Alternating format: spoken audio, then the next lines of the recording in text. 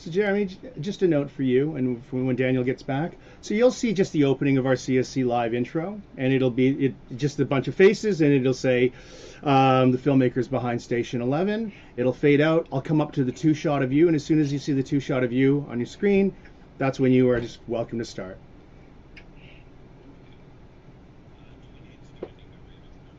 Yeah, absolutely. You should be like, hello, I'm Jeremy Podesta. I'm, the director, and et cetera, et cetera. And you can throw to Daniel if that's helpful. In many ways, sir, I think just almost by nature of your role in all this too, you sort of probably are acting a little bit of the director even within the conversation here. So, but however you want to throw that around and back, absolutely. And then if there's anything in the back channel, or if there's any concerns you have, please write it in the chat. And if you need any help, if you need us to go to something, well, you need to collect some thoughts or some ideas, we're all standing by on that. Hey, Byron.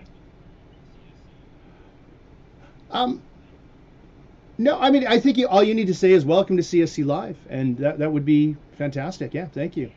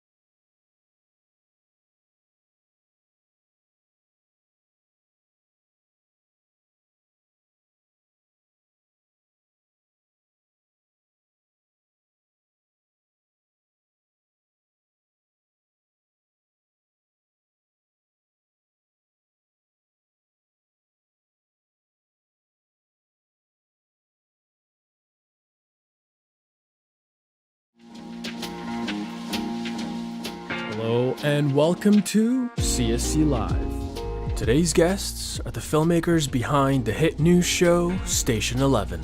Director of Photography Daniel Grant CSC, Director Jeremy Podeswa, and colorist Cody Baker.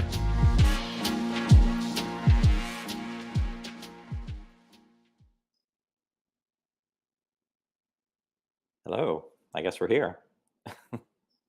Hi, Daniel. Oh, I can't hear you, Daniel. Are you there with us? Oh, technical difficulties.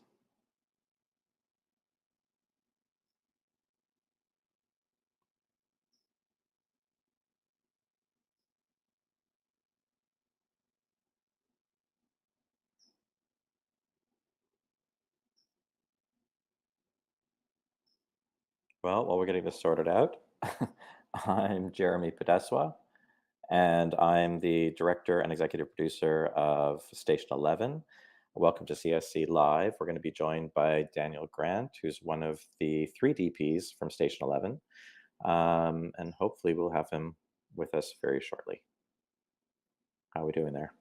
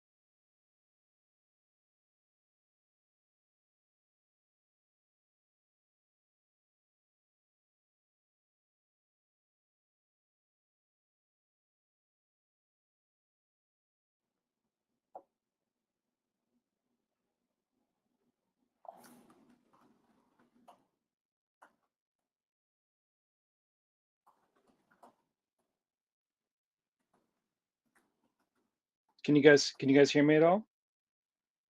Yes, good. Oh, okay, thank goodness. All right. Okay, we're back. So, by way of introduction again, I'm Jeremy Podeswa, the director and executive producer on Station 11. Daniel, you are Yeah, I'm one of throwing it to you. three D uh one of three DPs on Station 11. Unfortunately, the fellow CSC member Steve Cousins couldn't be with us today, who shot 4 episodes. I did four as well, and then Christian Sprenger, who did the pilot episodes 1 and 3, and so we're here representing them today. Great.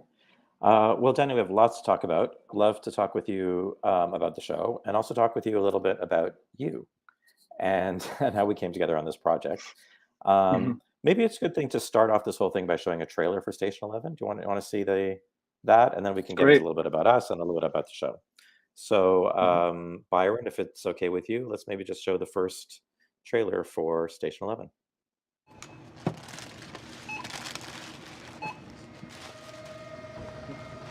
Hey, excuse me? Is this because of that thing? Uh, should I go somewhere?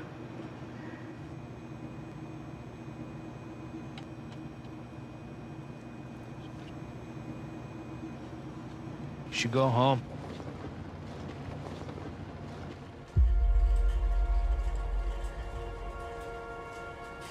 What the world Never seen a flu like this before. needs speed now at which this virus kills. Chaos. I think this thing is really happening.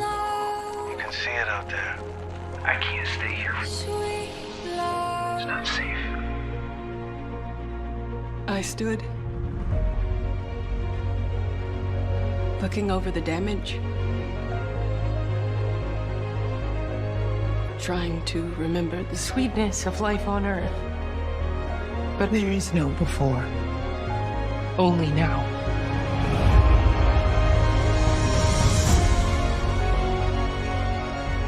I was late. You were early. Been adrift in a stranger's galaxy for a long, long time. I have found you 9 times before, maybe 10, and I'll find you again. There is no rescue mission. We are safe. What the world needs now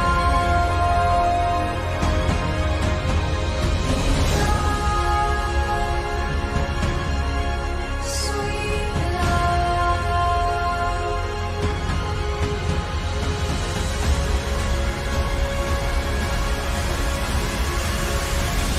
This strange and awful time was the happiest of my life.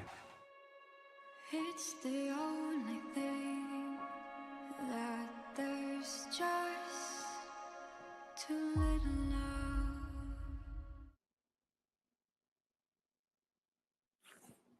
Is it just me, or does that get you every time? It gets me every time. It's amazing. I love I love I know. that. I want to see that show. It Um, looks pretty good.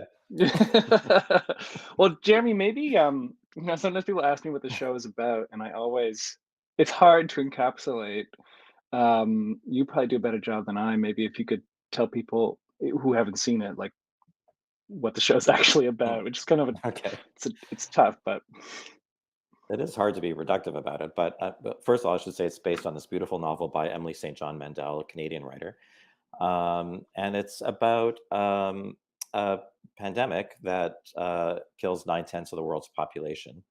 And I mean, this is just the pure narrative. And it goes back and forth in time, just before the pandemic, during the pandemic, and 20 years later, following a group of characters. And it becomes a meditation on life and mortality and art, and what it means to be alive and what are the things that really matter at the end of the day. And it's it's a show about everything, really. I mean, it's really hard to encapsulate, but it in its kind of like focus on these, rather than focusing on this huge pandemic, sci-fi kind of premise, it focuses on these very human characters and all the trials and tribulations and things that they go through as they try to navigate this extraordinary situation over time.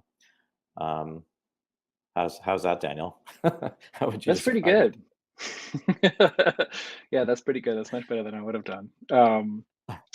Well, Yeah, I and do. were you? Yeah, sorry. Go ahead. No, I was going to ask if you were aware of the Yeah. book. Like, had you before the series came together? Because obviously it was written, I think, 2014, right? And Yes. there was I understand the book really became a lot more popular when COVID happened. It just seemed Mhm. so strangely prescient, and obviously the series as well. You guys started work on that just before COVID hit, so it made for a really interesting situation. Well, actually, the project was in development long before COVID hit, and we actually 2 episodes were shot before COVID as well. Mm. So, Emily wrote this book in a pre-COVID world, but it was a post-SARS and post other, sort of mini pandemics before. And she was writing in response to those kinds of things. But I think it seems very prescient now because it seems so directly about the times that we've lived through and are living through. But it's really, I think, for her largely a meditation on life and art and many other things that are universal and sort of expand and resonate beyond just the specific thing that we're dealing with. I just think now it happens to Mhm. really resonate because it's so specific. It seems so Mhm. Mhm. specific to our time. But Mhm. yeah, no, the whole thing started like much earlier, and I got involved really many, many months before the pandemic. I had met Patrick Somerville, the creator of the show, um, quite a long time actually before the thing actually even started shooting. And Hiro Murai had been involved already with Patrick for a little while on the show. He became the director of episode. He was the director of episode 1 and 3, an executive producer as well. And I came on to be a sort of second producing director after Hiro was meant to leave the show to go off and do Atlanta, his other series.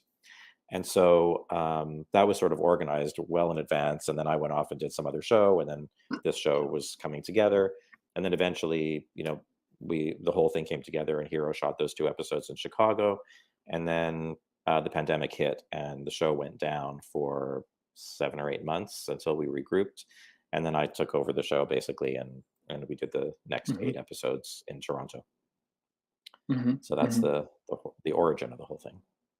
Yeah, cool. But And before then we I get too guess, deep into yeah, But I was just going to say, before we get too deep into Station 11, maybe we should just sort of back up a little bit and talk about you and me a little bit, and then how we came together sure. on this project, and then we can Mhm. talk through it a bit. So I'd love to hear a little bit about your background, and Sure. maybe I'll learn some things that I didn't know before. Um, yeah, so I grew up out east actually. I'm originally from Prince Edward Island and grew up mostly in Halifax. And I kind of came to film late. Like I started to get really interested in photography in high school, and I had always thought I was kind of going down more of sort of like a science route. And uh, I loved photography. We had a dark room in our school, and I eventually ended up kind of building a dark room in my basement and spent like all my time there. And and around the same time, I was also getting really interested in film, but it didn't seem to me. It seemed so far away. Like the idea of actually working in film. I think I had Mm, this notion like, oh, I guess you become a director if you want to work in film, and I didn't know about all these different roles, and eventually realized that there was this role of director of photography, and um, that just kind of really sparked my imagination, and I just kind of became convinced that that was what I wanted to do. And actually, it kind of, interestingly enough, around that same time, I also realized that people made really interesting films in Canada, which is something that I think prior to that, I kind of had this notion that that didn't exist in Canada. And one of the films actually that kind of opened my eyes to that was The Five Senses, which is one of your films. Oh, I did not know that. Yeah. And that's really nice to hear. It's such a beautiful film, and of course, Gregory Middleton. Gregory shot that, right? Yeah, it's Yes, he such a did. beautiful Yeah. film. hmm Mhm. And Oh, so I started, realizing that people did make really interesting films in Canada. And as I went to film school, and just to make a long story short, I guess um, I after I graduated, I mostly worked in documentary. That was kind of where a lot of my early opportunities were, and I loved doing that. And I just slowly got more into fiction and doing short films, and eventually doing very, very, very small features that kind of slowly turned into slightly bigger features. And it's really just in the last couple of years I've started to get a little bit more involved in television. This is Station 11 was my first series. Like, really, my background is in fiction. It's really in features. So it was a really interesting experience, kind of transitioning from features to television. Because yeah, it was for me. It was a really smooth transition because everybody involved in the project was so great, including Steve. I had known Steve a little bit in recent years. Had done a little bit of second unit for him, and had always been aware of his work. And so to be able to alternate with Steve Cousins was just a great opportunity for me, because I just knew that I could go to him if there was anything I didn't, anything that was new to me in terms of the format. And but it was all very intuitive in the end. How about yourself? Like, obviously, you also come from features I originally, do. but what was your journey like? Oh, that's a long one.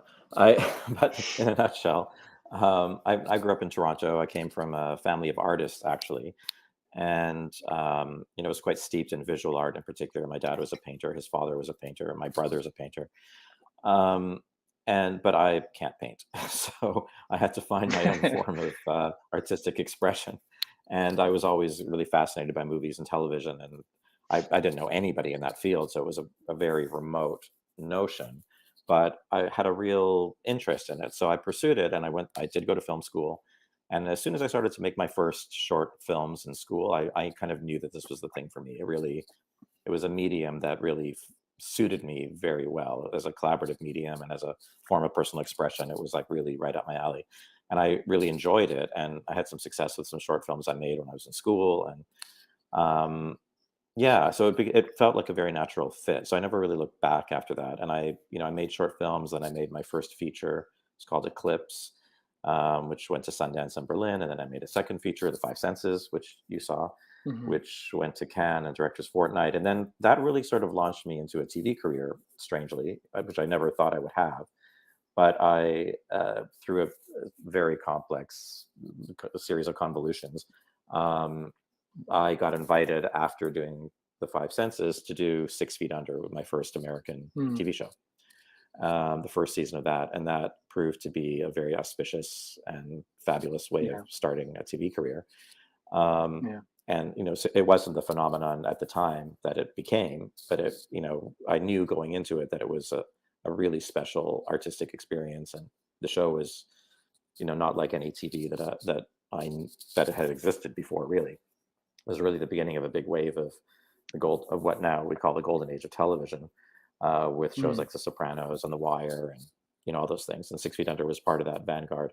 And that got me in with HBO. And then my career went that way, and I followed it very happily, where it was organically going. And I ended up doing things like Carnival and Rome and The Pacific and Boardwalk Empire and all these HBO shows, which were a gift, really, because I came from very small independent personal filmmaking, and never in a million years thought I would be in Cinecittà directing Roman soldiers walking through ancient Rome, that kind of thing. Like that whole Cecil B. DeMille aspect of things. Never ever thought I'd be doing that.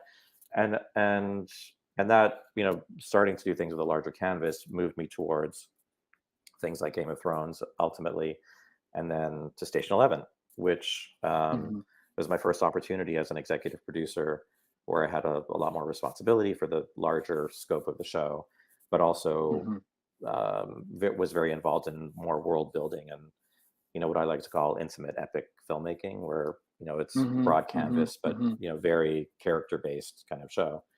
And that's, for me, that's the most interesting kind of work to do in a way, because it's, it's cinematic, but it's also very, very personal and emotional, potentially, hopefully, nuanced storytelling and complex storytelling, but at the same time working in a very, kind of large scope canvas, which I really, really love. So, and circling back now to you, I think that what I was so happy in finding you and Steve to do this show is that I felt like you guys could really bring both of those aspects to the show. Like, based on your previous work, even though you hadn't done much TV before, I could see even in the amount of feature film work that you've done that there was a kind of sophistication cinematically, and also, great storytelling and intimacy in the filmmaking, and it really felt like a good fit for this show. And I think the fact that you and Steve had worked together before was a great bonus for me, knowing, or not that you worked together before, that you knew each other's work and you appreciated each other's work. And I saw some aesthetic similarities in the work too, and I felt like you guys would be a great fit together, and also a great fit for the show, which proved to be very true. So I'm so happy that you both did the show. It just would not have been the same show without you. Yeah, well, that was it was such a great experience being able to collaborate like that with another DP, because we're very used to doing stuff on our own. We have our responsibilities that we kind of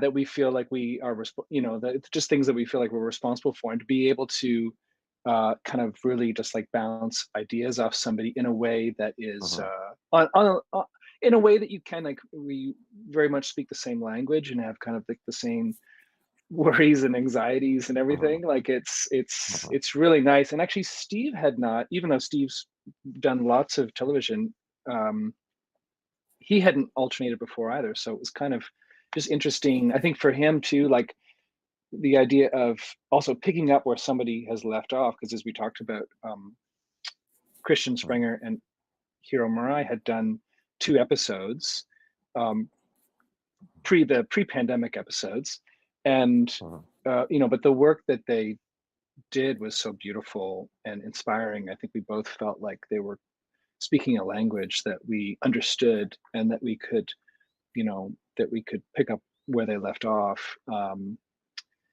It was just such a great, the whole thing was just such a great opportunity to kind of like play in this amazing world. Can you talk a little bit about how that collaboration worked in action? Like, I think, if it wasn't the right chemistry between DPs, it could be a disaster, but it is something that is done very commonly in shows where, DPs will trade off. But in this particular case, it was a very, very strong chemistry between the two of you. But can you speak a little bit about what are the challenges of doing that, and what are the benefits, or just like how technically do you guys mesh so that, like, you each are kind of doing your own thing, but you're making the same show? Yeah. Well, one of the first things we did was myself and Steve and you all had a meeting with Christian, and that was a really great first step, because we were able to kind of just get an insight onto his thinking when he started it, his and Heroes. And it was interesting because the episodes that they did had been primarily sort of in the year 0 world. Like, we kind of talked about it as the year 0 and year 20, because those are two time periods that the story jumps back and forth between, one being like just before the pandemic and one being 20 years after the pandemic has hit. And actually very little of the pandemic itself is depicted. It's mostly what you see is what happened before and after. And so they hadn't, because they shot all that Year Zero stuff in Chicago, and um, none of that post-pandemic Year 20 stuff had been done yet. We were able to talk about kind of different ideas of what that might look like and how the visual language might evolve.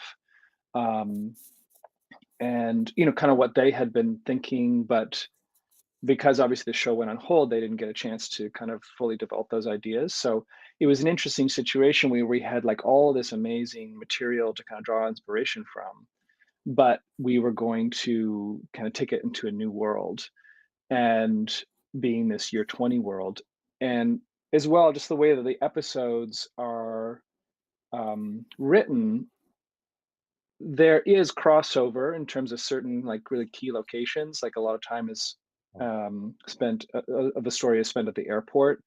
And but the episodes, a lot of the episodes are kind of like their own worlds. And so we stylistically there was a lot of overlap, but then we had our kind of our own worlds that we were responsible for. So basically we just kind of spent a lot of time talking. We would scout together sometimes, but mostly we would just spend a lot of time talking and trying to figure out,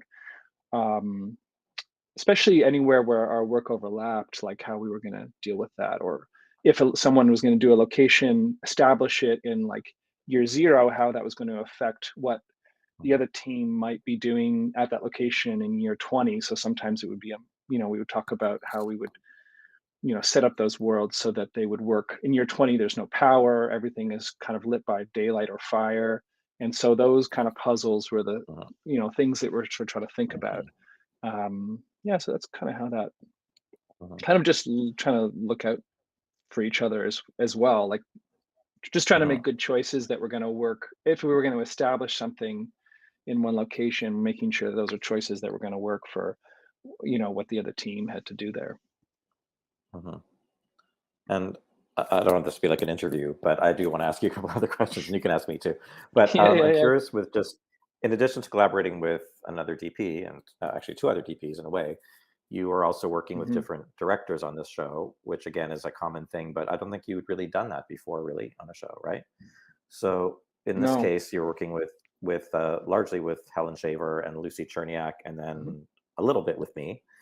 So a little bit, a couple days. A few days, a few very enjoyable days. Actually, great days. In fact, what we did was really beautiful together. But do you want to talk a little bit about that and how that feels, and how you adjust to working with different directors, and what are the differences? Well, that was interesting for me because I'm so used to features where my primary collaborator is the director, and for me, I'm also I feel like I'm a different DP for every director. Kind of needs a little bit something different from their DP, right? So you are a bit of a different DP with every director. So it was interesting to go into a project where I was going to be working with multiple directors. And every director is so different, obviously. And but it was really exciting. Like I loved it because you're taking material and you're kind of filtering it through different artists. And I got the sense that Patrick Somerville, the showrunner, really trusted his directors to kind of take ownership over their episodes. And of course you were there, as a guiding hand to kind of help with the sort of the just big picture, making sure that everybody was kind of on point stylistically. But it was really interesting. Like the first thing that we shot was episode 7 that all takes place in Frank's apartment, and I did that with Lucy Cherniak. And my experience with Lucy was that she was in quarantine almost for her entire prep. I think she got out like I think she had 4 days of prep or something before she started, but that was all on a set. So we actually did all that prep over Zoom, and it was ended up being really efficient because we had 3D models of the set. we used a couple different programs to help us kind of work all of that out. Pardon me. And and then my experience with Helen was totally different because just the nature of the schedule, we were more hitting the ground running because it was halfway through the series, and so locations and scripts were often changing like as we worked. So a lot of that was a lot more on the fly, which Helen is very comfortable with, and and so that was like a completely different style of working. But I enjoy both, and I love the directors I worked with; they were amazing. And then there was me, of course, Yeah. for 2 days. But let me throw it back to you. Anything you want to talk to me about the show? Well, I'm curious. Like as a director, and obviously in this case, you also were kind of acting as like a directing producer, where part of your job was to kind of work with all the individual directors. Like you were prepping all of the episodes at the beginning before those directors actually came on. So you were kind of setting things up, choosing locations. And then obviously once things got rolling, you had your own episodes to deal with, but you were also still, working with the individual directors. So what's that like for you? It was really interesting, actually. And, it's my first time really taking on that role in a sort of formal way, even though I've been involved in a lot of shows, like in the first season and being very early in the season where I am not, and it's a sort of proprietary way involved in the show, even though I'm just directing, not technically producing, but, there's a little bit of crossover, when you're doing something like that. But in this show, like, the responsibility was much greater and more complicated because of COVID as well. We had, as you said, Lucy was quarantining for almost her entire prep. I think she really only had a couple days where she was on set to prep on her own with you before shooting. Helen also flew in, not because of COVID, but she had another show that she had done just before, and she had I don't know, like a week of prep or something to do, before she was even less on the ground, probably before she had to launch into her quite complicated work. And so I was really the only director there for the prep of the entire series. So I came on the show, and I was there on the ground in November in Toronto, and actually none of the other producers were there for the entire prep because of COVID. They couldn't come to Toronto from LA. So it was a complicated situation. So I was there from November until February when we started shooting, and that was, I had to make a lot of decisions for other directors, not decisions, but I guess get the ball rolling so that, some things had to be decided ahead of time. Like I even remember on, Frank's apartment set that Lucy was going to shoot, that I had a strong feeling that that any director was going to have a problem with the configuration of the bedroom. And then Yes. and remember that whole conversation. And so I spearheaded a change of the design a little bit so that it would be more film and director friendly. And I think, those kind of things where you just have to kind of like anticipate what a director is going to need or want. And like if I was doing it, I would certainly want that to be the case. So those kind of things. And then kind of pre-selecting many, many locations for Helen in particular, because she was out on the road a lot for her episodes. So that she wasn't starting from scratch when she came in. And of course she could veto and change things, but I had to really do a ton of groundwork for her. And then, just kind of like looking at everybody's dailies all the time and just kind of getting a sense of how it was all going for everybody and checking in with people all the time. And, I think, thankfully, Lucy and Helen are fantastic directors and they didn't need a huge amount of guidance, but everybody needs support every once in a while for all kinds of reasons, whether it's logistic or aesthetic or, just for other practical reasons. So that's, my role is just to be there and to help when help is needed. And I enjoy that role, actually. Yeah. Yeah. It's hard Yeah, when and it's you're directing interesting. too, because, when you're directing a lot, it's hard to, to kind of be on top of everything. But it's, but yeah, as I said, when you have strong directors you're working with, it's easier. Yeah, Yeah, I mean, one of the things that really struck me that I really had to get used to was um, just the amount of unknowns when you start, because there were so many locations that had to be found. And Mhm. because really the only set we had when we started with was the Frank's apartment set, which was an absolutely, I must say, Ruth Ann was the production designer, and that was is probably one of the most, I Mhm. think it was one of the most beautiful sets I've ever worked on. It was like you couldn't make a bad frame in there. It was amazing. And Mhm. but I realized, in the format of television, the thing that you really have to um, develop a high tolerance for is all of the uncertainties, because things change Mhm. as you shoot and locations change, and even stuff that we shot in the winter, sometimes those locations, we shot in a forest, I remember, and it became we didn't have access to that in the summer. We had planned to shoot there in the summer again because of, it was for some COVID reason, I can't remember now. But anyways, Mhm. just developing a certain tolerance for all the uncertainties in kind of like the television format. Well, I'm so glad that you guys were so flexible, really, because, you know, it's true that you do always have to be, accommodating, and things do change, but they changed on this show more than most.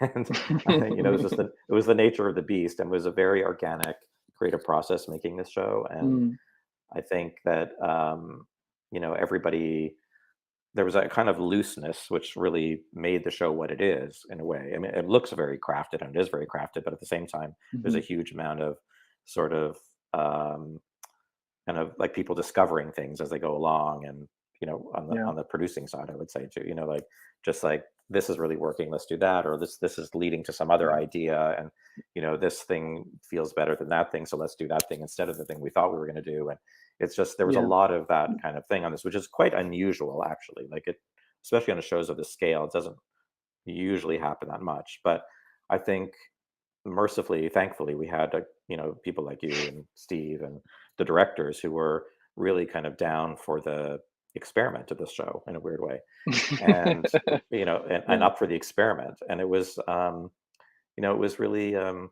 ended up being like an amazing creative experience, I think, for everybody. But it was not entirely typical. It wasn't the most mm, kind of conventional way of doing things. mhm, We mhm. have, we have Cody standing by. Do you want to maybe introduce him and bring him in to our Yeah, conversation? yeah. So we have someone, our special guest joining us, Cody Baker, colorist of Station 11. Hey, Cody, how's it going? Hey, Cody. Great. Thanks for inviting me and having me along on this fantastic project. Yeah, yeah. So we worked with Cody. First, those episodes that Christian Sprenger shot with Hiro Murai, um, colorist Sam Daly did those, and then what was and then Cody was able to pick up where Sam left off. And um, color I mean, it's a huge part of the show, and something that I think people have really remarked on is this show doesn't look like a typical, post-apocalyptic show. It's full of color, it's full of nature. There's a lushness to a lot of those scenes, and it's, as opposed to what people often see in something like The Road, which is like drained of color and often drained of life. Something that Patrick was really, really keen on, and I'm so glad we were able to follow through on this, is this idea that the future, this post-pandemic world, is like very lush, and that there is, this presence of nature everywhere. And so, Cody, it'd be interesting to talk to you a bit about what the process was like for you, and yeah, we could kind of get into some of the. I'm always interested because talking to colors, it's almost like when you're working with the colors, it's like working with a musician in a way. It's very hard to parse out what you actually do, and so much of it is just dependent upon taste. And so I'm going to be interested to kind of pick your brain on like what your process was like on Station 11, and if you can kind of tell us a bit about sort of the visual ingredients of the show. Sure. Yeah, I mean, like you mentioned, Patrick's vision, and of course yours and Steve's and Jeremy's and Christian's, everyone's vision for the future was supposed to be a little different than your traditional apocalyptic story. Because I think when we initially spoke about this show being a possibility, I went and read the book, and I loved it. I was fascinated by it, and I kind of had my own vision of that future as well, and it was sort of in line with where we ended up, which is great.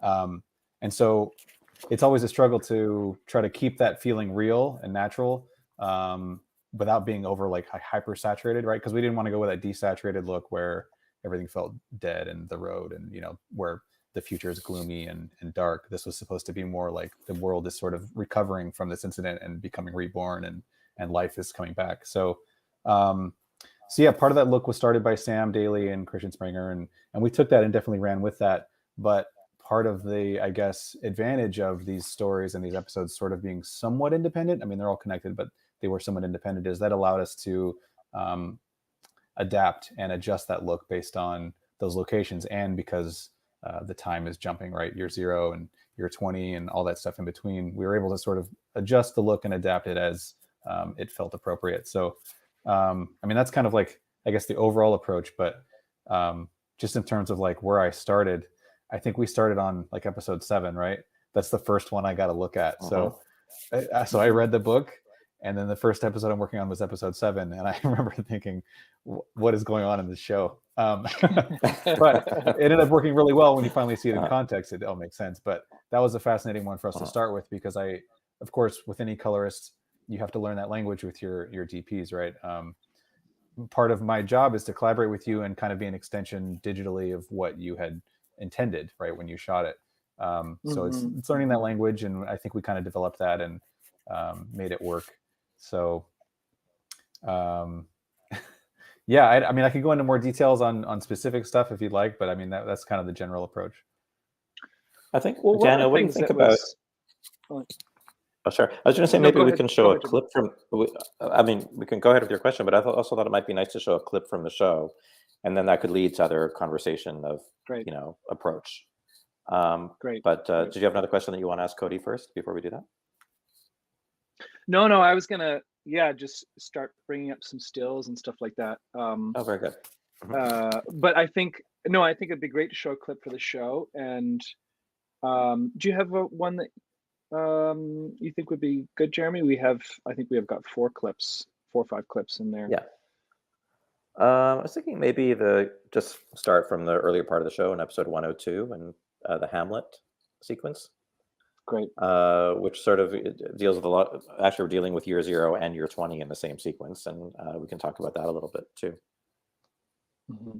And this is something that Steve Cousins shot, I'll say, with that Jeremy directed, and I think to give you for those who are interested, I'm pretty sure that Steve lit this entirely with fire, if I'm not mistaken. I know that was kind of his plan. So, yeah, you can think about that as you watch it. Yes, Byron, if you can play that clip. Have you your father's leave? What says Polonius? He hath, my lord, wrung from me my slow leave by laboursome petition, and at last upon his will I sealed my hard consent. I do beseech you, give him leave to go. And now, Laertes, you told us of some suit. My dread lord, your leave and favor to return to France, from whence though wittingly I came to Denmark to show my duty in your coronation. Yet now I must confess that duty done, my thoughts and wishes bend again toward France, and bow them to your gracious leave and pardon. Have you your father's leave? What says Polonius? He hath, my lord, wrung from me my slow leave. But now, my cousin Hamlet, and my son. A little more than kin, and less than kind. How is it the clouds still hang on you? Not so, my lord. I am too much in the sun. Good Hamlet, cast thy nighted color off, and let thine eye look like a friend on Denmark.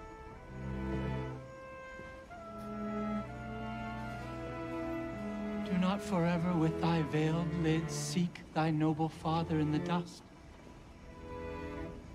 Thou knowest 'tis common. All that lives must die, passing through nature to eternity.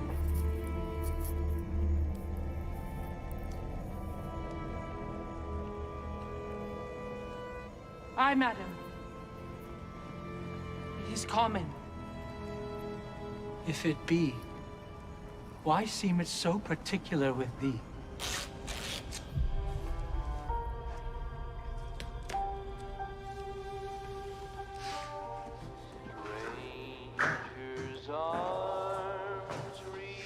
She still hasn't eaten. 3 days.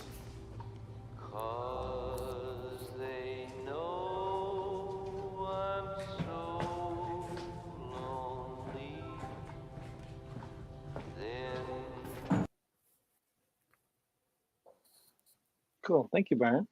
So that gives a little bit of a taste of that sequence, and we can talk a little bit about the approach to this, because as you were saying before, with the year 20, there's no electricity, and so everything is dictated either by, lighting is dictated by natural light or some sort of fire source.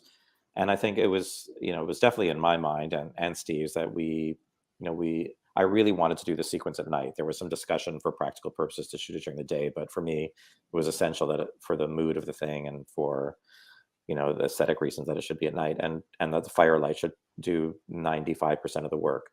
So I think that there was actually like one big overhead, crane. What do you call those? You're the technical guy, Daniel. It was like a We big had one of those it was a big softbox, I think. Yeah, a big like sort of fire soft light up on top, and that was it. And then everything else was just the actual torches. And we did, we also did a Hamlet sequence indoors at the Science Center, which was meant to be the airport, and that was also lit the same way. So we did a lot of testing to make sure that the levels of the fire were going to be sufficient, and in terms of how the thing was blocked, that people were going to be lit as they needed to be lit. There was quite a lot of sort of organizing for it, and plumbing the stage with gas and everything so that everything could be working and things could be turned off and on and raised and lowered.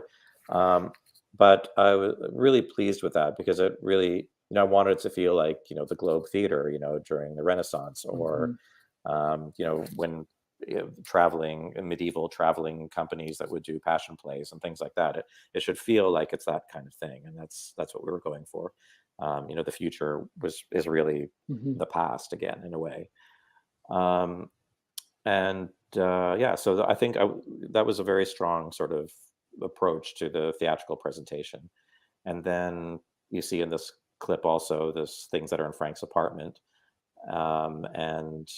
which you spent a lot of time in, and I spent a little bit of time in, and that had its own dictates in terms of lighting, but it was largely practicals too, I think. And there was there was a lot of built-in lighting in the ceiling and other places that was really effective. It didn't really need to do much. Like, I have to say, the overall approach in lighting this show was very much, certainly with Steve, who I worked with mainly, was very minimal lighting. Like, we didn't really, it was a lot of practicals and some support when you needed it, but it was really very naturalistic, and we were very agile. Like, it's a big, complicated show, but it wasn't cumbersome. Like, there wasn't like a lot of waiting around for lighting and things like that. Like, it was, in most situations we were really agile, which I thought was really great. Yeah, I think that was something that I think we were all keen on at the start, especially because nature is such a big part of the show, that working with natural sources and really trying to push what could be done with working with even just with practicals and with fire and even night exteriors. Like, one thing I love about that sequence is that you have all this fire, and I think typically you would probably, you would have like a big moonlight source or something like that to create a little bit of separation. But I love that Steve just used the fire, and actually in the way deep in the background, you can see that tiny little horizon, which I think is actually just a little bit of ambience from the city, but you would never, there's something so beautiful and painterly about that. You would never see that if you had overpowered it with natural light. Cody, Yeah, did you guys do exactly. anything to accentuate that little uh, that little bit of her horizon line in the deep background? Did you guys do anything to that, or was this kind of how it landed? In the wide at night. Mhm. Yeah, Yeah, there and are some windows there some of the coverage. Yeah, to try to hold some of that detail, there's some windows there because yeah, obviously we didn't want it to be just a black nothing because then you kind of lose the sense of depth and I mean you have this cool location, you don't want to lose it all and bury it in the shadows. So yeah, there is trying to find whatever light was available in those areas, lift that up a little bit, but also make sure it feels like there's no other light in that area, right? So I'm just trying to bring it down and not expose any additional lighting that Steve might have had. So but yeah, I mean that stuff didn't really take that much effort because you know it was lit great. So it's really just making sure the preference was to make sure that firelight in general doesn't ever go that like reddish orange. It was more of like try to keep it more of a yellowish orange, and that's more of a kind of like the aesthetic approach of the show in general. I think all of us kind of just prefer that color for firelight anyway. So you know, shifting that stuff, and then also trying to make sure that we don't crush anything on all the tighter coverage too. So it was, you know, using some curves and some little bit of shadow lift to make sure that I mean, if it was real firelight, we probably wouldn't have anything visible past a certain distance from that source. But because it's a show, we don't want it to actually be dark. So yeah, we definitely did a little bit of curve grades and stuff to lift those shadows up to make sure that there was still a little bit of detail as much as possible. So Daniel, there's a few questions that have come up. Do you want to have a look at those? And yeah, there's one here from Kevin asking about if we developed a series of LUTs, or if we had one show LUT. Lookup table for those. I'm sure probably most people listening know what that is, but it's basically like a look that you apply to just the raw camera image to give you sort of a starting point. And some shows you'll have multiple ones. You'll have one for daytime, one for nighttime. But actually, we did. So Christian and his colorist developed a LUT for the pilot episodes, and he provided us with that, and also said you guys might do your own thing for year 20. You may change it up, but actually we ended up just using the same LUT for everything. That was interesting, even though the looks are different. That one LUT kind of gave us a certain. It had a little kind of secret sauce in it that just seemed to work. We were live grading as well, so we had our DIT Andrew Richardson was on set. Basically, he was doing a kind of a preliminary grade as we were shooting, which, you know, mostly I think what we did with the year 20 stuff is we warmed it up a little bit, especially for exteriors, because a lot of the year 0 stuff was that they shot in Chicago was kind of like very wintry and a little bit cooler. So even though the year 20 stuff looks a lot more saturated, and Cody, I'd be interested in your thoughts on this. Image wise, I don't think there really is that much more saturation. I think most of that really comes from Ruth Ammon's work, production designer, and also Helen Huang, the costume designer. You know, those two brought so much color into the year 20 material that on our end, I felt like we didn't actually have to do that much. The thing that I really remember spending a lot like time on was finding just the right foliage color. That was one of the things that I think we spent a fair amount of time on. Cody, why don't you, if you could speak to that, and maybe as you're talking, I might bring up a couple of, I'm going to attempt to share my screen and bring up a couple of stills of this. Yeah, so I remember that LUT, I wasn't involved in the creation of that. I hopped on kind of like once Final Color started. And that was something I think Sam and Christian had a hand in developing. And it's a print-based emulation, so it's definitely got the film gamut. And that's part of where that nice rich green comes in. when you have that sort of print emulation, that the green swings from that digital green into that more kind of lush, darker green. And so that was part of it. Yeah, as the year 20 part of the approach of the show was to make sure that those lush greens really stand out and that it feels like the world is recovering from less human encroachment, I think. And yes, I would say maybe in the earlier episodes that might have been boosted a little bit, but going forward we weren't really boosting colors at all. It was more of taking whatever you guys had captured in the camera and I feel like it was mostly reducing things that stood out, making sure that we're not emphasizing the wrong area of focus and things like that. And there was maybe a different approach per episode because, like we've mentioned, that they sort of are okay being on their own to some extent, and I think part of that too is just a slight like creative preference between yourself, Daniel, and Steve, and the story kind of allows us to take these scenes and maybe grade them a little bit different per episode as well, so that it's okay if this scene feels a little more lifted and compressed here, and like the shot of the sun coming through the window there, it's like we want that to feel lifted and airy and not super crushed and everything, because it should feel like the ambient light coming in and lighting the whole room. So I think that's what's cool about this show too, is that we didn't have to go super contrasty to get the point across. It's like, let's let it feel soft and natural and just let the set design and the costume design kind of speak for itself. We're not trying to take over any of that stuff. So there's a couple more questions. Steve's asking for Daniel, do you recall how the Tribe 7s were tuned, ST or X? Mm-hmm. Yeah, so we did that work? Do you guys see those images? Yeah. Yep, we saw them. Oh, okay, great. I'm not computer inclined. Yeah, so we used a couple different sets of lenses. Christian had used the master builds on the pilot episodes, which are really beautiful lenses, and they have a really distinctive flare. Like they flare a lot. So we had decided to add a second set of lenses called the Tribe 7 Blackwings, and mainly because we knew that for our material we were going to be using a lot of flame and like raw flame that we were just going to be lighting, just with that, torches and things like that. And so we had done some testing on the master belts, beautiful lenses, but we wanted something that would flare a bit less. So we actually used the Blackwings for a lot of that work.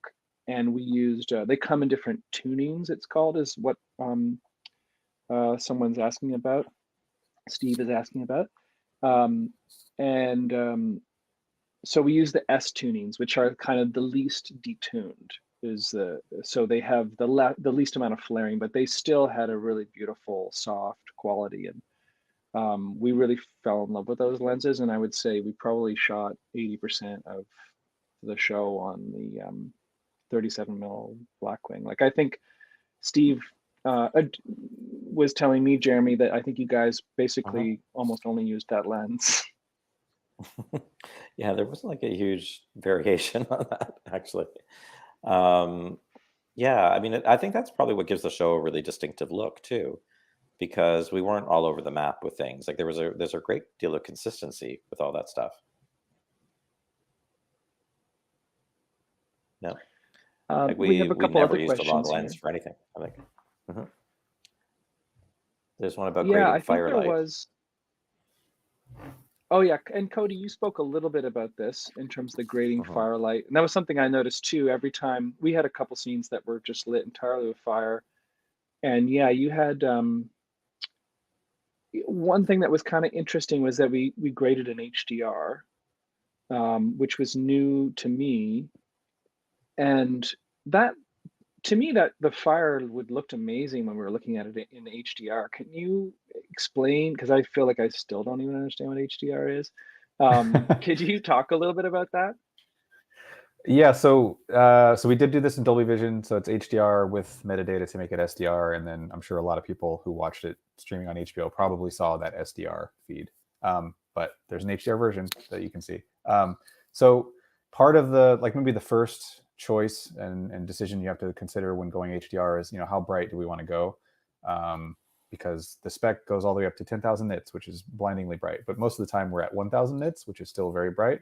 Your typical standard, SDR TV is tuned to 100 nits. So 100 to 1,000 is a pretty big jump, potentially. It's a much bigger container to work with. And for a show like this, we could have gone that bright, but I think there was a conscious decision again, because we already have this like film palette and this soft contrast feel and everything. Going that bright would have probably been jarring and maybe even distracting. So in general, the HDR is usually hovering around maybe 300. And that's just felt right for that HDR container. So could we have gone brighter? Sure. But what can HDR give you, right? Fire, like you said, you get a little more detail in all those really bright specular highlights and things, and it can look really cool. The drawback, for Daniel, for you to consider is some of those things that you're used to kind of blowing out and clipping on set now may not be clipped anymore. And so we have to make a decision in post. Do we want to go ahead and clip that out, or do we like the way that now we've opened up that highlight detail and maybe it looks a little more interesting and dynamic that way? Then we've done that HDR. Then we still have to compress it back down to SDR for any sort of SDR displays and things like that. So it's just, it's another cool creative tool to have at your disposal. And I think a lot of streaming shows are going HDR now, not everything, but it's just another thing to take advantage of. So I think for us, though, just keeping it sort of contained fit the show and the look of the show a little bit better. So yeah, it was interesting what you mentioned about holding highlights where you didn't expect them to be there. When on the Frank's apartment set, that whole we had these massive kind of 270 degrees of windows, which had like basically a big 300-foot backdrop, which we used this.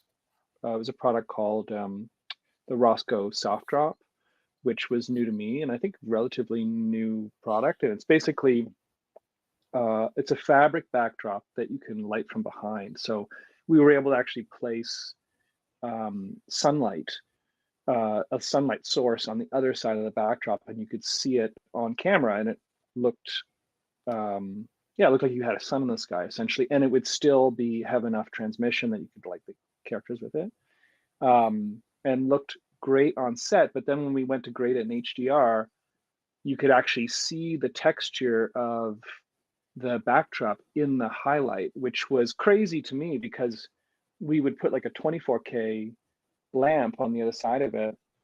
The electrics were like worried about lighting the translate on fire, and there was so much exposure pumping through it. And we're also using a filter to kind of haze it slightly to kind of make it all blend together. And then when we got in and started grading it, actually was a little bit of a challenge for us because it didn't look, suddenly you could see this texture inside of it. So it took a little bit of puzzling to get rid of, to make it look like the sun again. Right, and that's one of those cases where just grading in HDR wasn't enough. We had to actually bring the curve down so aggressively that it was almost as bright as the original SDR was on set, right? We had to bring that curve down so much just to compress all that highlight detail so that it still felt pleasing. It didn't look harsh, like a harsh white clip or anything, but it just had to be brought down so much that we could scrunch all that detail and just lose all that stuff. So it wasn't, like you said, exposing what the fabric actually was. I'll show you guys a couple images of that. If you're seeing it, this is looking towards the Roscoe Soft Drop, and this apartment is based on a real apartment in Chicago, and the translite itself mimicked the exact view. And so they stay in this apartment over 80 days, and the power goes out and it gets colder. So we had to add frost to the windows, and the entire episode takes place in this apartment. So we kind of worked to try to make that look evolve, as time went on. Okay, so I'll head back here. let's see now. We have a couple other questions. In terms of fire detail, what was the in-camera Kodak? So I think we were actually shot in Ari Raw. Cody, what's your opinion on that in terms of, do you think that helped us get a little bit more highlight detail shooting in Ari Raw? Do you notice the difference? Occasionally, yes. I think the funny thing is the ProRes on the Ari bodies holds up very well, and I've never worked with stuff that was shot ProRes and felt like we're missing anything. That said, there's always the peace of mind of having that raw additional information available. And I can't say that if this hadn't been raw, would we have been in trouble? I don't think so. But yeah, having that extra little bit of detail is always great. So, but I don't manipulate the raw data as much. Usually, if we leave it as whatever metadata you guys had shot on set, that's 99% of the time plenty to work with. So right. The raw ProRes debate is still a debate. I don't have a definitive answer for you. Well, Jeremy, I'm curious for you, what, because obviously you were involved throughout, what was post like for you? Because we finished shooting in, I guess we finished shooting in early July. And then what was your involvement like? What was that experience like for you going through post? Well, post was really unusual on this show in many ways because there was, I mean, I don't know if you, maybe, I'm not sure if your episodes really were affected as much by this, but many of the episodes really changed quite a lot in the editing. And that was something that doesn't really typically happen that much, but there was, I think there was the organic process of making the show continued in the editing where discoveries were made and it seemed like the material was a lot more malleable than it usually is. I think it's also partly because we're telling disparate stories that are all interwoven. And there's quite a bit of, possibility in terms of like how these stories are blended and how things play off of each other. So there was quite a lot of like moving this from this episode into that episode and, kind of getting a little bit more experimental with some of the treatments of the time transitions than was originally intended. Sometimes changing quite dramatically, like what was going to be cut against what. We're always telling the same story, but there's, in this kind of show, there's many ways of telling that story. And I think because, Patrick in particular was so open to trying and experimenting and playing, there were some incredible discoveries along the way. So it was, I wasn't, there wasn't really a cutting room because of COVID and people were working remotely, but I was looking at cuts, of every episode, not just the episodes that I directed. And, over the course of months, really just like seeing how things were evolving and changing. And it was, fascinating and a little bit scary, to be honest, at some points, because it's like, oh, we're trying that. Wow. Okay. And then it's just like seeing like how things work and sort of adjusting your original idea of how something goes together to a new idea of how it might go together.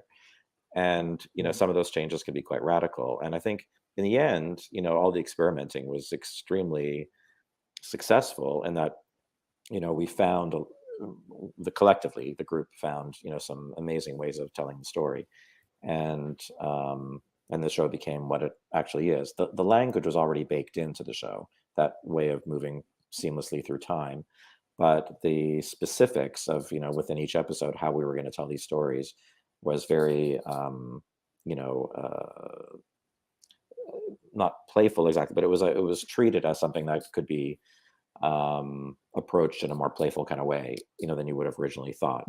And and it was actually kind of an interesting process for me because, I as a filmmaker, I'm aware of the malleability of material, but not to this extent. Like in TV, typically, you don't really, kind of really reinvent things to that degree. But I think like in some of the episodes that you did, probably not that much occurred in that direction, but some of the episodes were very bold in terms of their,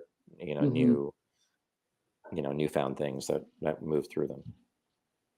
Well, 4 So, changed and then quite a bit, I think. yes, 4 changed hugely, actually. Yeah, that was a big one. But then also, once you start adding elements of sound and music and, Dan Romer was the composer, did an incredible job, and that just kind of really impacted the storytelling in ways too, because it knits things together in ways that are really beautiful and allows you to kind of play with the images. And Patrick also made many discoveries in terms of dialogue and like using snippets of things from other episodes and using them in a very sort of semi-abstract way through in episode 2 in particular. That changed quite a lot.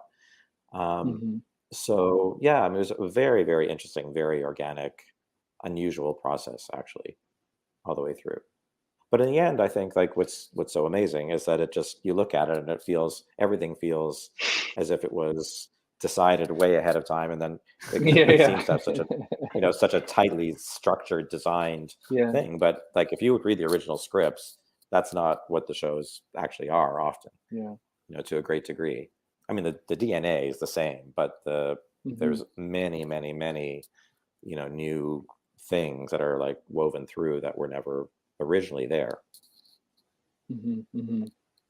I was wondering, Jeremy, if you could talk a little bit about episode 9, which we were talking before about how every episode is kind of like its own world in a way, but episode 9 is really like that. And it's such, to me, that one is such an interesting balance of different tones. And that was one of the first cuts that I saw, I think, early on, was episode 9. I was just like, wow, this is amazing. Did you want to talk a little bit about that one? Because I just think that would have been such an interesting kind of tightrope to walk. It was, I have to say, like, as a piece of writing, that original script was so fabulous. It was so exciting. It was like when I was thinking about which episodes I would direct from the whole series, I think 9 was probably the first one where I said, I really want to direct this episode. And it was so, like, it's a little movie in itself. And I think because it, from a story point of view, it kind of like stops the bigger story that's going on, kind of stops for episode 9, and we flash back and tell a year 1 story or a year 2 story. And like we find out what happened to Jeevan, which we didn't know until this point in episode 9, because he disappeared at a certain point. And it's a sort of standalone in a way, but it reverberates through the show in very meaningful ways. And I love that it was situated towards the end. It's so unexpected that at that point in the series, you're going to just flash back to a whole other story that is not pushing forward the bigger story. But it's so satisfying in its own way. And as a piece of writing, it was so beautiful. But I also was a little scared because it is tonally very unusual. And it's really two episodes in one, in a way. It's like the story of Jeevan and Kirsten in the cabin when their relationship is fraying. And, they've been together now for like a year and a half or something. And it's, it's difficult. And then it's what happens to Jeevan after he gets separated from her and has this crazy experience in this paper maker's shopping mall with a lot of pregnant women who end up giving birth at exactly the same time. And it's a sort of such a fanciful idea in a way, but it's the potential for it to be really moving and funny and strange. And certainly it was all there in the page to be something amazing, but it was also a bit scary because it could so easily just go wrong. And we worked really, really hard on that with the casting of the women and with the choosing of that location, which was we looked at so many places to find the perfect one. And we found this amazing group of actresses who were just incredible, some of whom were actually pregnant. And we did a lot of work. We had a doula come in, and we had all these like meetings with the doula and talking about the birthing process and what it would be like in this kind of situation. What all these the story is really emotional because you have all these women who have in the story who are now alone after the pandemic. All their loved ones have died and they're stranded, and they find each other, and they give they find each other in this like strange community to give birth. And they're all kind of sort of synchronized biologically, and they give birth at the same time. And and there's Jeevan, who's not really a doctor, who's pretending Mm-hmm. to be a doctor, or is made to pretend that he's a doctor so that he can help and Mm-hmm. give birth to these babies. And it's like, in a time of like so much death, and then there's birth, right? And it just like, I got a bit Mm-hmm. choked up thinking about that, when it was really something like, when we were filming it, we were very, very conscious of the fact that all these women had been through trauma, and then this is like a sign of hope, right? After that there could be life after death, Yeah. after all that horribleness, there's hope. And that's really what the show's Mm-hmm. about. It encapsulates that in a very, kind of primal way. And what's more Yeah. hopeful than a baby being born? And it's just, and we actually show a baby being born, and we, Mm-hmm. we're present in this moment. And it's it was a fabulous episode to shoot. It was so much fun to do that and work with this group of people. And but it was a lot of rehearsal. Like that whole choreographed birthing sequence is a major thing. Like, it's many minutes Mm-hmm. of film, and it's it's one big sequence, and we rehearsed it like a play, and blocking it, and we all came in on the weekend and figured it all out with the actresses. And it was, I don't know, it was a really special experience. It was a ton of research, to kind of get it right. Yeah. And I don't know, tonally, I think in the end it really managed, I think, that perfect balance of being funny and strange and unexpected and emotional. And and the score, Dan just did such a beautiful job of Mm-hmm. scoring that sequence. And yeah, but also the first half of the episode for me was really kind of brilliant too. I think Lawler, who plays young Kirsten, is so incredible, and Himesh Patel, who plays Jeevan, is such a great actor. And those scenes that we shot up in a cabin in Muskoka, in 5 feet of snow, it's like, it was an amazing experience. So it was really challenging to shoot up there, but wow, it was just so amazing. We had, the snow never stopped coming, and we shot scenes in the snow, and we had to, dig roads to get in there. And it was a really making a movie, that episode. It was major, but it was really interesting. Yeah. And fun. That was quite incredible. Like, I came up there for like one day just to shoot some second unit and some drone stuff. Mm-hmm. And I was shocked at how like remote that cabin was. There was like one road to get into it. And yeah, on one hand I was like, oh my God, are these guys crazy? But then when I saw it, it's really was worth it. Like, and that's part of like yeah, why you sometimes don't see those kinds of locations, because it's just too hard to get there. So I really admired that you guys made that choice to actually get out, make it out there. And because it was such an extraordinary location. well, do we want to I'll show tell you something. we have a Yes. clip of that? Yeah. Sure, but I just want to say that to your point. It's like, I think, of course, everybody in the production did not want us to shoot there because it was so challenging a location. But honestly, it's because I've directed things like Game of Thrones, and where we really shoot like in the middle of nowhere, right? And other shows I've done too, where I've shot it. I did, just previous to this, I did a show, Mosquito Coast, for Apple, and we shot in the desert. For the entire episode was shot in the desert. And I've done a lot of these kind of things where you shoot in places where you think that's impossible, you can't shoot a whole thing there, and of course you can. And it's like, I knew it was possible to do it. Of course it's challenging, but there's ways of doing this. And we're not, people have shot on mountaintops, people shoot in deserts, people shoot on the water, people shoot in, we shoot in all kinds of places. And it can, believe me, Muskoka is not the hardest location I've ever shot in. And but yes, it's logistically challenging, and it's a little bit more work for everybody, and definitely it's difficult for the crew, I have to say. But at the same time, I don't think there was a single crew member who didn't think it was worth it when we were there, because it was spectacularly beautiful, and it was magical to be there. Like when we were all standing there in 4 feet of snow, and the snow was coming down, and you couldn't hear a thing, and it was like, you can't create that anywhere else. Like it was pure magic. Like there's just no way you could do this anywhere. And I think that's what makes the show the show. Like it's a show that, we went for it, in situations where you needed to go for it, we went for it, and we put in the extra effort, and it really shows, I think. Mm-hmm. And by the way, we looked at 1,000 cabins. Like it wasn't like we made that decision lightly. It wasn't like Yeah. like we tried to find something closer, easier, it didn't exist. When we found this Yeah. cabin is like 120-year-old cabin that's never been renovated, and it's gorgeous, and the surroundings are amazing, and the lakefront, and like it had everything we needed, right? And it was perfect. And it just that did not exist anywhere else. And God knows we tried. We looked at every lake in Ontario. Then there's thousands of them. We looked everywhere. And it just this was it. So anyway, yes, let's show a clip. Okay, great. So that's the clip from Byron, episode 9. And Jeremy, do you want to show? I don't know if we'll be able to show the whole thing. There's the wolf attack, and I shouldn't have even said that, but there's a part in the woods at night, and then there's him waking up. Do you want to show part of it, or we just show the whole thing? I think the wolf attack, and we just can get to the wake up, and then don't have to show the rest of that. Great. Really. Great. Yeah. Frank.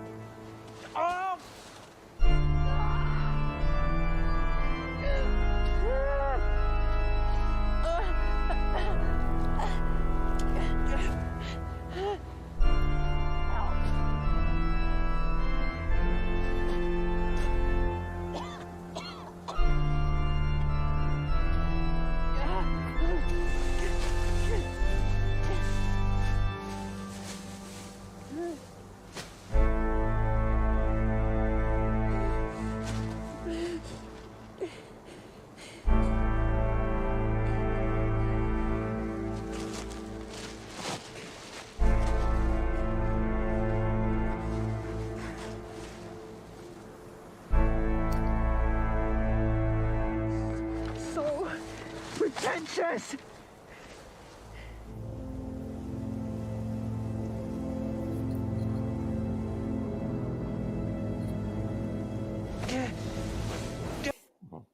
Epic. I guess more epic, actually, if it keeps going. Yeah. You love. I love how the you guys chose to show the actual wolf attack, because I remember reading that and thinking like, oh, how are those guys going to do this?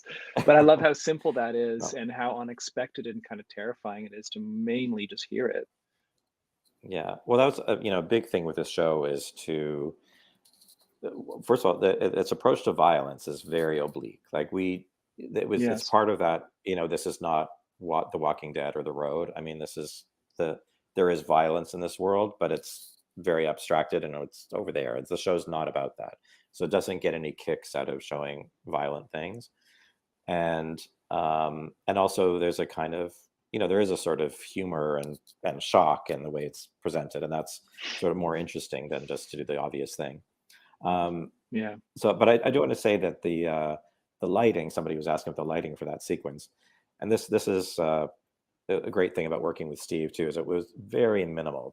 All these night exteriors were very simple. We had one moonlight basically that was like a million miles away that was like shining into the forest a bit, and then the headlight on Jeevan, which basically lights him and lights the scene, when he's, pointing his head towards the comic book on the ground, and that's how we see it. And,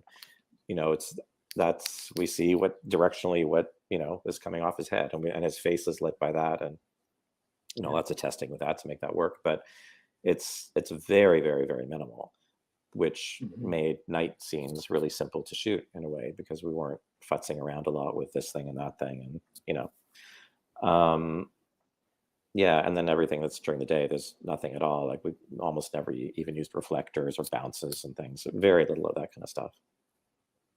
Mm-hmm. Mm-hmm. In the sequence just following this, there's drone shots, which did you shoot those drone shots of him? I did the drone snow? shots, yeah. Yeah, they're really beautiful. I'm sorry we cut off just before those, but like those are really magical drone shots that we did together. They're really, really beautiful.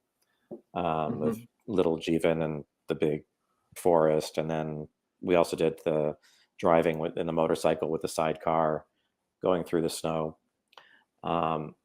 Which actually, this sort of leads to another thing that I just wanted to talk about with you briefly, which is just sort of guiding principles of the show from a visual perspective. I know there's certain things that were always in the back of my mind and Steve's, things like macro, micro, which is like one of my big things for this show, that, it's like people in relation to nature. And like, it was something that, Hero did in his own way in urban environments. And, oh, there we go. There's some of this. Actually, if you go just before that, before, after, I don't know.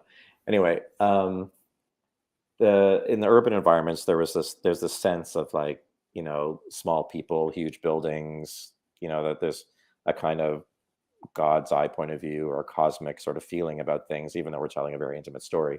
And we continue that in the year 20 in a big way. And there's always this kind of feeling that there's something bigger going on than what's going on in these little characters' lives, that there's a kind of epicness, or a sort of, that these stories are symbolic in a way, or they're kind of, I don't know, like there's a larger thing at work in this show than just telling stories of these characters' lives. There's something that resonates in a bigger way. And I think that sort of macro micro idea was something that was really key. And so it was always important for me to find those, kind of grand vistas, and the kind of a sense of the scale, playing with scale quite a lot. And, I don't know, it's affecting in ways that are very subtle but important for the show. Mm-hmm. Do you have other things that there are things in your mind that were kind of general things to hang on to? Yeah. Like, I think that I liked something that you said early on, was this idea of the intimate and the epic, and how they kind of overlap each other. And to me, there's something very so cinematic about that. That's one of the kind of unique things about the cinematic art form, is that you can achieve that through all these different perspectives of playing with subjective and objective perspective. And we often talked about that. We would do these huge overhead kind of bird's eye shots that kind of became a visual motif, and something that was established by Hero and Christian in the pilot episodes. And we would sometimes call that the Dr. 11 perspective, or Dr. 11 POV, and which is, I don't know how I'm going to describe who Dr. 11 is, but fictional character within the story who lives in a kind of a space station looking down upon Earth. And so it's almost like a satellite view of things. And yeah, there was something to me that was like so evocative about that, when you would be in these really intimate scenes, and then sometimes we would cut to these big sort of almost like overview effect shots that would kind of remind you that this is one piece of like this big story, or remind you of like the scale of things, of how minuscule these people are in like the vastness of nature, or in the vastness of a city. And so that was something that yeah, we often thought a lot about, like, and just the goal was always to kind of, yeah, create these sort of very considered compositions and movements that again, kind of like one of the things that I loved about the show, like just watching the episodes that Hero did, was just the sense of pacing, and often like just living in a shot for a long time. And so we kind of always had this awareness that um, the way that it was going to be cut wouldn't necessarily be cut in this really quick way. And we kind of wanted every shot to be as good as possible, because we knew that, you know, might sit on this shot for a while. And that was one of the things I love about the show, is just the pacing. It kind of, to me, it right from the start, I think the show says that it requires the it requires a lot of attention from the audience, you know, because things aren't really spelled out. And I think part of that visual style communicates that you requires a level of attention from the audience that really also shows a lot of respect to the audience, and, you know, expects the audience to kind of meet the storytelling in where it is, as opposed to trying to, you know, just kind of spoon feed it. Yeah. And I'll say too, And I think there's a lot. Okay. No, Go ahead. go ahead. I was going to say, like, there's Well, a lot I was of actually, like, and part of what you're saying.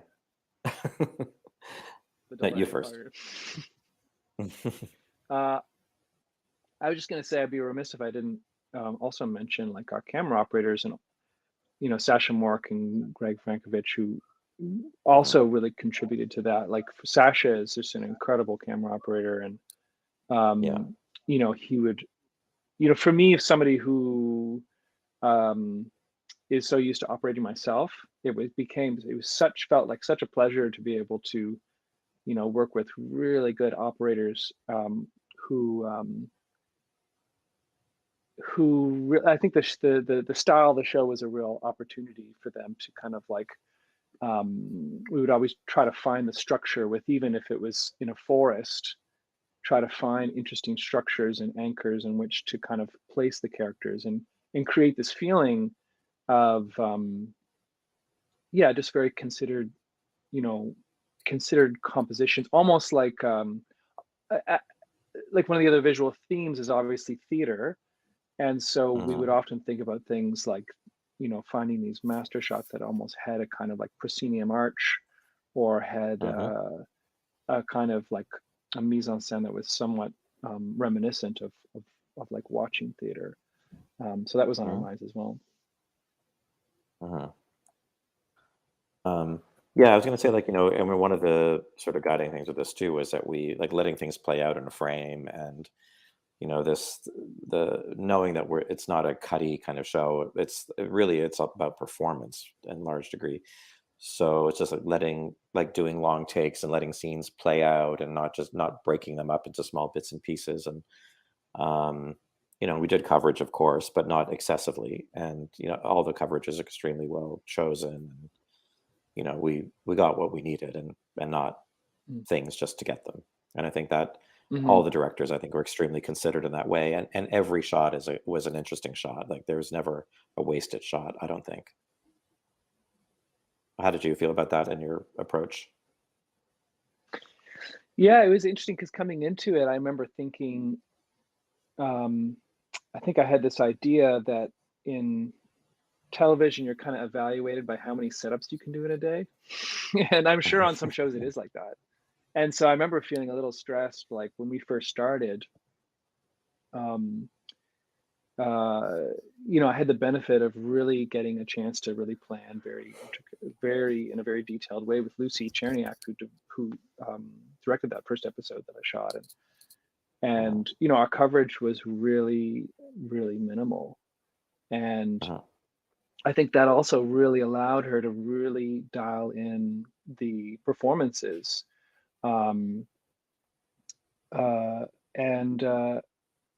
it made me realize if you really take the time, if you really do get the performances dialed in, well, then it doesn't force the edit. So actually, you can cut when it feels right to cut. Like the just the cutting in the show, I think to me really stands out as, you know, each cut feels like it's, you know, really well chosen. And I think, you know, if you just shoot a lot of coverage and you sort of, you kind of like hose it down, as they say, well, oftentimes that forces cutting because the shots are subpar. So you can end up forcing the cut that way just to kind of make it work.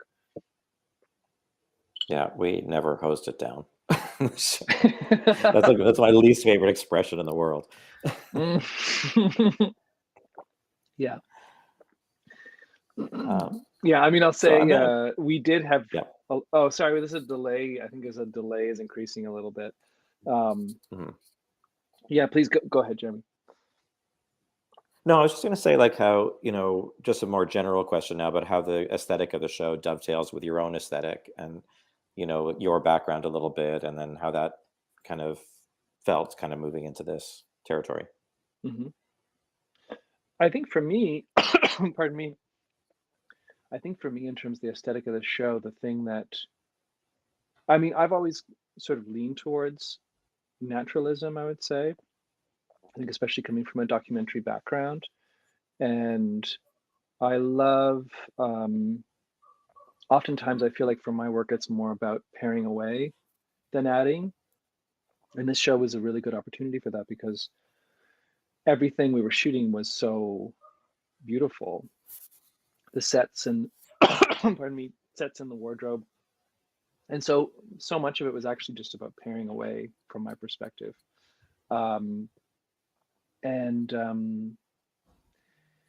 Yeah, and but at the same time, I also really wanted to challenge myself to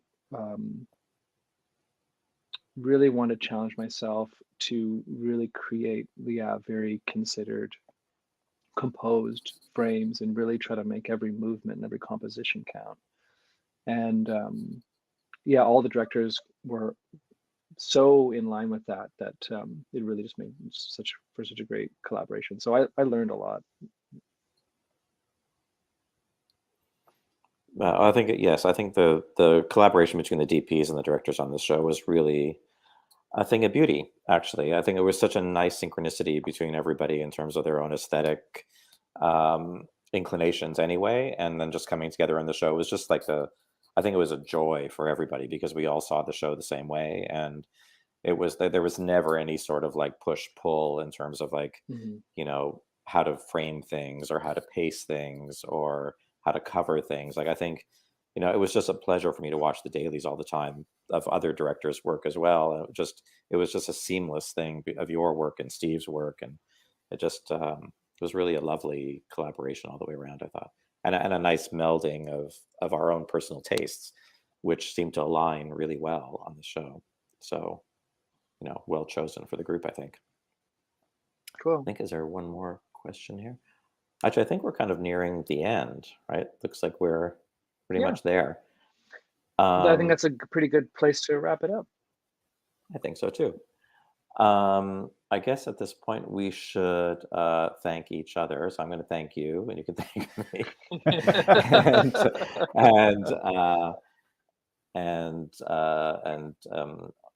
and everybody, I guess, from the CSC who's involved in this. And I should say also that everybody who's watching can also subscribe to the CSC channel, and there's a lot of great interviews on there for people to watch, including this one when it gets posted.